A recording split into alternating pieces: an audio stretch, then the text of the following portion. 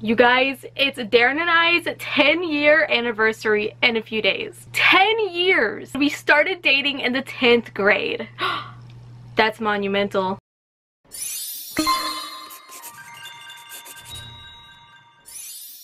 Hi everyone, my name is Holly, and in today's video I am going to be doing the Game of Thrones book tag. Did you know that the last book tag that I did was the fall book tag, and that was all the way back in October. So I am well overdue for another one, and I've had my eye on this Game of Thrones book tag for months now. I have literally been sitting on this book tag until the release date for the final season, which I assumed was going to be around June, but we are getting it a little bit early, so here we are. I am going to be absolutely slayed and racked with emotions that day. Anyways, this book tag consists of prompts that have to do with the houses from Game of Thrones, so let's go ahead and get into it. So number one is House Lannister, Hear Me Roar. Name a book that you originally loved, but upon a reread you realized it wasn't so great. I'm going to alter this question just a little bit and say not upon a reread, but upon a rethink.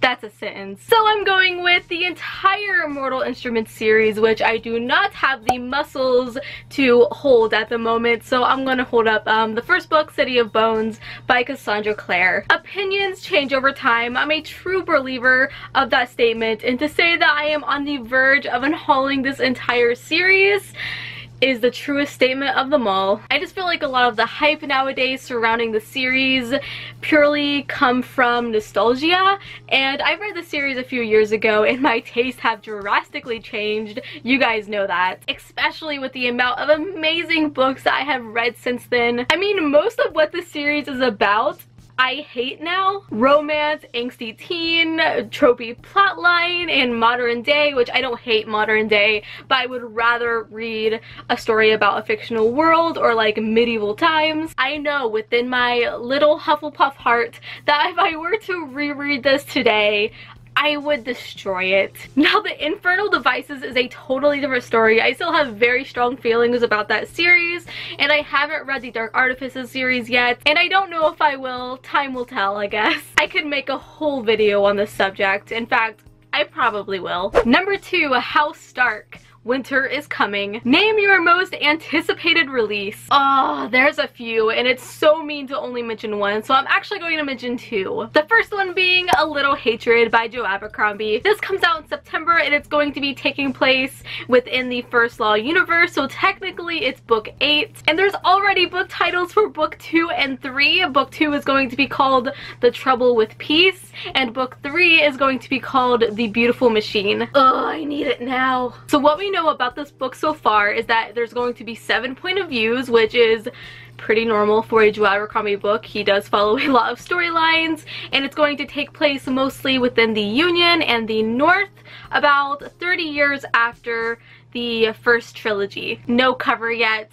I guess I'll just lie awake at night forever until the cover is released, I guess. So another really anticipated release for me. I totally forgot to mention in my most anticipated releases that I uploaded in January, because I'm an idiot, so I'm mentioning it now, and that is A Vow of Thieves by Mary E. Pearson, and it is book 2 of Dance of Thieves, which I have right here. Read it, loved it, squeezed its cheeks. This is a YA fantasy, I believe, duology, and it takes place in the same world as the Remnant Chronicles, so yes, I highly recommend reading the Remnant Chronicles first before going into this series, unless you want to upset the mighty book gods. This story in particular follows 2 points of views, Cassie and Jace, and the basic premise is that Cassie is a street thief from Vinda, and she gets abducted by labor hunters and ends up in the wilderness chained to Jace, who is the ruling son of this outlaw family who wants to be their own nation. Jace ends up bringing Cassie back to his family as a prisoner, but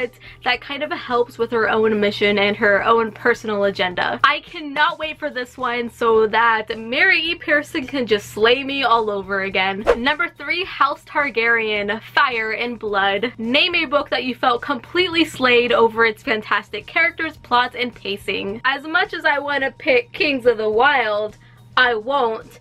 even though my heart compels me. I am going to choose Foundry Side by Robert Jackson Bennett. Here are my reasons why you should grab this book and read it immediately. It follows a girl named Sansa who is a thief, and she lives in a city built and ruled by these merchant houses who control magic. So they use this mystical process called scribing that alters everyday objects. So say you take a piece of paper and you scribe something on it, you can technically make that piece of paper weigh 1,000 tons. But basically the houses fight against one another to gain more power. And Sansa ends up getting this mission to steal this artifact that puts a very hefty price on her head, and it leads her to ally with some very unlikely people. The world building in this is just brilliant, from the landscape that's kind of this grungy steampunk environment, and then with all of these different scribed gadgets is really cool. And the characters themselves, I think, brought this tale and environment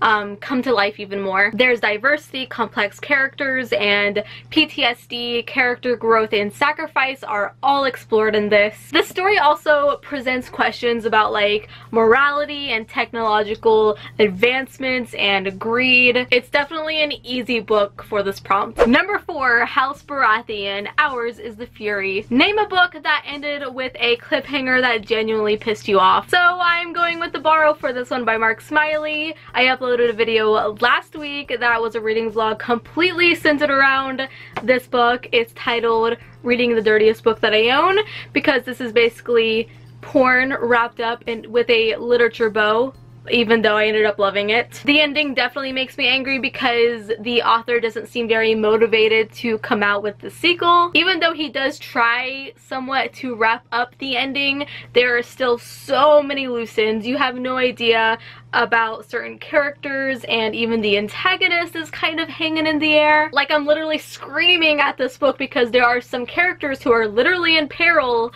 and I don't know their conclusion, which is so freaking sad. Number 5, House Martell, Unbowed, Unbent, Unbroken. Name a book or book series that has been on your TBR since the dawn of time. For that one, I chose The 5th Season by N.K. Jemisin. And you know what's even sadder is that N.K. Jemisin herself sent this to me years ago, and I never got to it. I'm sorry. Hold up, let me see what year exactly I got this book in. 2016. Yikes. This is the first book in a sci-fi slash fantasy trilogy, winner of many awards. In fact, all 3 of them won the Hugo Award for reasons unknown to me because I haven't freaking read it. The premise itself involves a very familiar fantasy scenario about like magical abilities that are feared among the population. Honestly, there's so much more to that premise, but this leads me into saying that I am a little worried going into this because of the rumor of it being kind of hard to read with like cryptic writing and heavy information. I think if I followed along with the audiobook for the first couple chapters, I could definitely get the hang of it. I mean, the opening line is very ominous. Let's start with the end of the world, why don't we? I can already see many of you just screaming at me for me to read this, and I really want to add it to one of my TBRs very soon. Number 6, House Bolton, Our Blades Are Sharp. Name the most graphic or most disturbing book that you've read. So I could easily pick The Borrow again because this is definitely the most disturbing book that I have ever read, but I won't pick it twice. So instead, I'm going to pick The Poppy War by R.F. Kuang. This book is all puppies and rainbows until the second half. It's heavily inspired by the Second Sino-Japanese War, and it has many parallels from real-life events, like the 1937 massacre of Nanjing. There's multiple sieges and very brutal battle scenes and even lethal human experiments, and the author does not hold back on these brutal details. It was definitely hard to get through at times and it gave me absolute chills, but I believe that this author truly wanted to show us the scope of horror that went on around this time period. So yeah, reading this was definitely an experience, but it was freaking amazing. Number 7, House Tyrell, Growing Strong. Name a book or book series that gets better with every reread. I'm altering this one just a little bit again and saying with every next installment. I am going with the Books of Babel series by Josiah Bancroft, which consists of Book 1, Sunland Ascends, Book 2, Arm of the Sphinx, and Book 3, The Hod King. This is an extraordinarily well-crafted fantasy series that kind of takes place within this steampunk world, completely centered around this giant tower that consists of ringdoms stacked on top of one another. They're basically like little miniature kingdoms.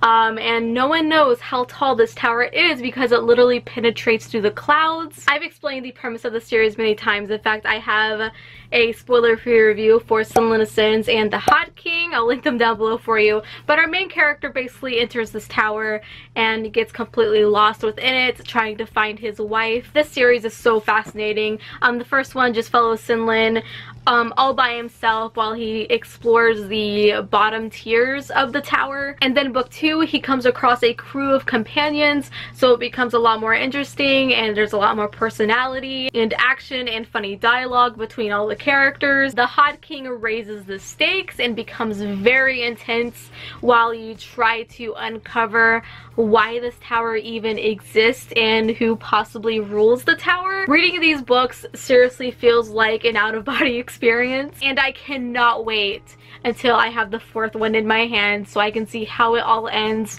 which makes me so sad, but I'm so excited. So this is technically the end of this book tag, but I decided to create some myself because I feel like there are some really good houses missing and I really want to make this an even 10. So number 8, House Tully, Family, Duty, Honor. Choose a character that you would trust to have your back. So for this one, I chose Omat from The Wolf and the Whale by Jordana Max Brodsky. This is a coming-of-age story that brings 2 cultures together within this lush and detailed historical time period. I'm choosing Omat because she is such an amazing and very resilient character. This story is all about her overcoming many hardships, many that are absolutely horrific, but she manages to emerge a much more stronger and determined person each and every time. Though her lessons and loss have been huge, trust me, this book will make you freaking bawl your eyes out. They have also shaped her in ways that were so fascinating to watch. She becomes a very level-headed adult who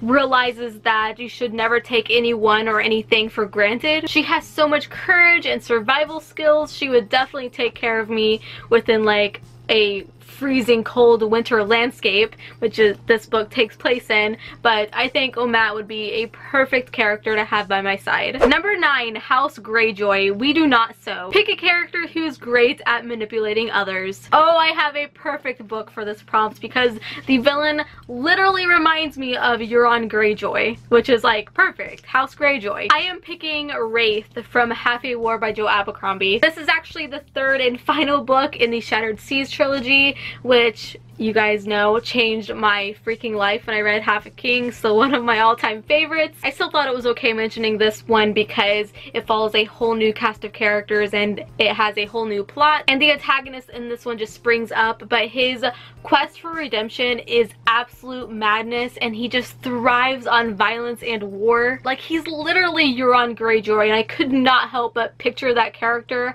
as Wraith because he's very sarcastic and he has this swagger about him, but we also slowly get to know and understand him, kind of like what's currently happening in Game of Thrones. We get to see how he was raised and how he became this very angry person, and he just slowly begins to evolve. Perfect person to pick for this prompt. And last but not least, number 10, another one that I made up, House Clegane. Name 2 books that you would mash together to make one book. So I am going with Age of Assassins by R.J. Barker and 6 of Crows by Leigh Bardugo. I picked these 2 books because they were both 3-star reads for me. They were both a little bit disappointing. Age of Assassins wasn't bad by any means. I just found the characters a little bit bland and I just wanted more from it. 6 of Crows I almost DNF'd actually because I found it so boring. So if I could just mash the story element from this book with, say, the characters and environments from this book and make a freaking baby with both of them, it would be utter perfection. So that is it for this book tag. I hope you guys enjoyed, and I hope you guys don't mind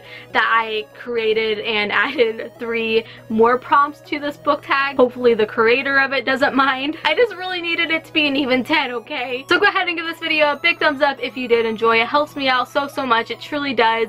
Go ahead and subscribe. I upload videos every single week, and follow me on social media. I'm on Instagram at HollyHeartsBooks and on Twitter at HollyNiece. Everything is linked down below for you, and go ahead and add me on Goodreads because I will add you as a friend. And until we meet again, happy reading.